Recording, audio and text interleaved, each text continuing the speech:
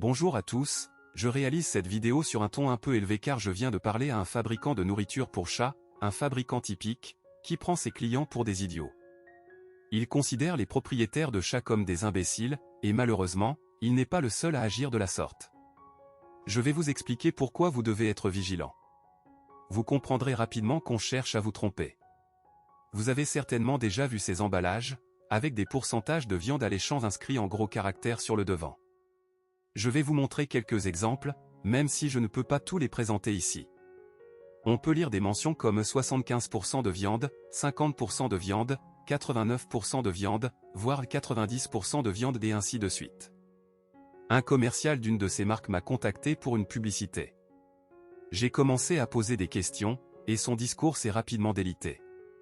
Il m'a proposé de rencontrer leur vétérinaire, présent sur le site de production, pour qu'il m'explique la composition de leurs produits. Ce vétérinaire m'a ensuite affirmé que la mention 79% de viande correspondait à la réalité. J'ai alors retourné l'emballage pour examiner la composition détaillée. Or, les pourcentages de protéines animales ne permettent en aucun cas d'atteindre ces chiffres. J'ai donc demandé comment il était possible d'obtenir 83% de viande.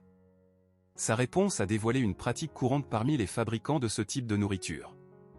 Il m'a expliqué que le pourcentage de viande se réfère au pourcentage de protéines animales contenues dans l'aliment, et non au poids total.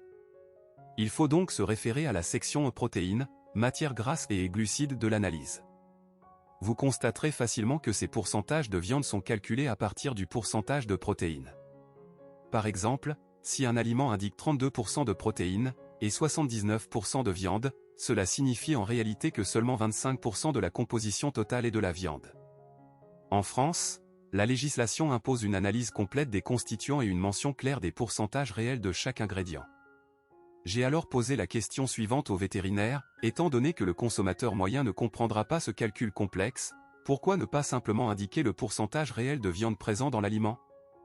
Il m'a répondu que c'était une question de marketing. Si l'on regarde attentivement les emballages, on constate que pour une mention de 50% de viande, en prenant 50% de la teneur en protéines, on obtient en réalité environ 15 à 17% de viande.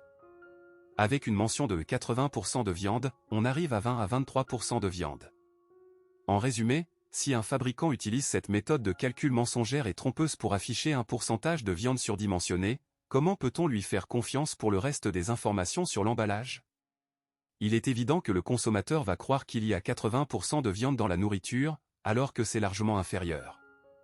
Par conséquent, face à des mentions alléchantes de 50%, 80% ou plus de viande, réfléchissez bien avant d'acheter et vérifiez toujours l'analyse détaillée de la composition pour éviter de vous faire avoir.